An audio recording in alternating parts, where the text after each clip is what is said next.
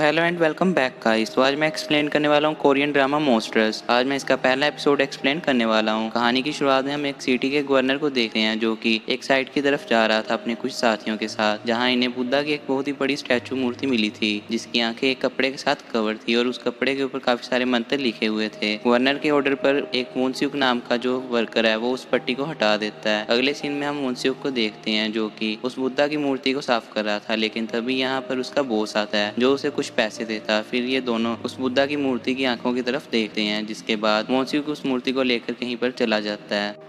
अगले सीन में हम एक टैक्सी ड्राइवर को देखते हैं जो कि अपने काम की तरफ जा रहा था, लेकिन तभी उसकी बीवी उसे पीछे से आवाज लगाती है और कहती है कि आज वो काम पर ना जाए। लेकिन वो टैक्सी ड्राइवर अपनी बीवी को कहता है कि आज वो काम से जल्दी आ जाएगा, जिसके बाद वो अपने काम की तरफ चला जाता है। रास्ते में वोनस्यूक अपने ट्रक से उसे कट मारता है जिससे उनका एक्सीडेंट होते होते बचता है। इसी दौरान वो टैक्सी वाला भी उस स्टैचू की आंखों में देख लेता है। सीन चेंज होता रहा, हम एक लड़के हन को देखते हैं जिसकी मदर पुलिस चीफ है। यहीं पर हमें देखते हैं कि इन दोनों का रिलेशन कुछ खास बढ़िया नहीं चल रहा। इसके बाद सीन एक बार फिर से चेंज होता है और हम कीहुन को देखते हैं जो कि एक रिसर्चर था, लेकिन पिछले कुछ सालों से इसने रिसर्च करनी बंद कर दी थी और अब ये अपनी लिखी हुई किताबों को छापता है और उन्हें सेल करता है। इसी के साथ इसका यूट्यूब चैनल भी है और आज ये एक यूनिवर्सिटी जा रहा है जहाँ प्रोफेसर इसे कुछ लोगों से मिलाने वाले हैं। जब ये यूनिवर्सिटी पहुंचता है तो प्रोफेसर इसे दो मोंक से मिलाता है, जिनमें से एक का नाम सुंगवून और दूसरे का नाम इलजून है। वो दोनों मोंक इसे उसी स्टैचू के बारे में पूछते हैं जो गवर्नर को मिला था। वो मोंक कीहुन को पूछता है कि क्या उसे पता है कि जो स्टैचू के ऊपर पट्टी थी उसके ऊपर क्या लिखा था, लेकिन कीहुन कहता है कि वो उसे रिसर्च कर उन्हें बता देगा, लेकिन वो इसकी फीस चार्ज करेगा। जिसके बाद वो दोनों मोंक वहाँ से चले जाते हैं। जिसके बाद प्रोफेसर कीहुन को याद दिलाता है कि कल उसका जन्मदिन है, लेकिन कीहुन कहता है कि कल ही उसकी बेटी मरी थी। जिसके बाद वो यहाँ से चला जाता है। दूसरी तरफ हमें गाँव का सीन दिखाया जाता है जहाँ बहुत ही तेज काले रंग की बारिश हो रही थी। जिसके बाद हम उसी टैक्सी ड्राइवर को देखे हैं जो कि सुजिन नाम की लड़की को उसके घर ड्रॉप करने जा रहा था। यही मैं आपको बता दूंगी जो सुजिन और कीहुन है वो दोनों हस्बैंड वाइफ है। इन दोनों की बेटी मरी है। जिसके बाद जब सुजिन अपने घर पहुंचते हैं तो उसे कीहुन का मैसेज आता है। वो सुजिन को उसी शब्दों के बारे में पूछता है जो कि उस पट्टी के ऊपर लिखे थे, लेकिन सुजिन उसे कहती है कि वो उसे थोड़ी देर में बताएगी। जिसके बाद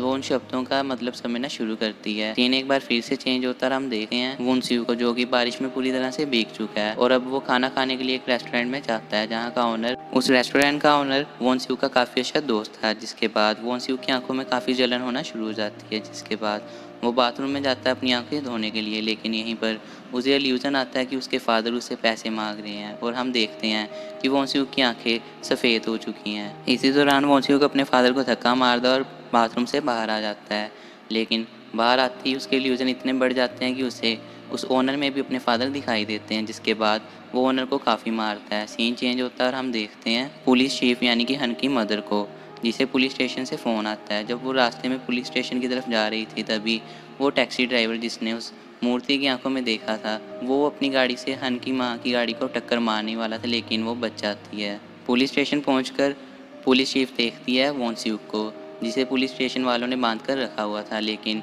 वो अपने क्लीग से पूछती है कि उन्होंने उसे क्यों बांध कर रखा हुआ है। जिसके बाद उसका क्लीग उसे बताता है कि इसने ओनर को मारा है। जिसके बाद पुलिस चीफ उसकी बातों पर यकीन नहीं करती और वोनस्यूक की तरफ बढ़ती है, लेकिन वोनस्यूक उसके ऊपर भी हमला कर देता है, लेकिन वो बंधा हुआ था इसी कारण वो पुलिस चीफ बच जाती है। जिसके बाद वोनस्यूक खुद ही अपने आप को जख्मी कर लेता है, उसकी कॉलर बोन टूट जाती है और काफ़ी ब्लड लॉस हो जाता है।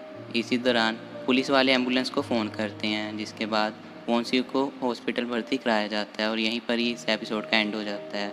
तो मैं मिलता हूँ आपको एक नई वीडियो में। अगर वीडियो अच्छी लगी तो चैनल को सब्सक्राइब कर वीडियो को लाइक कर दो।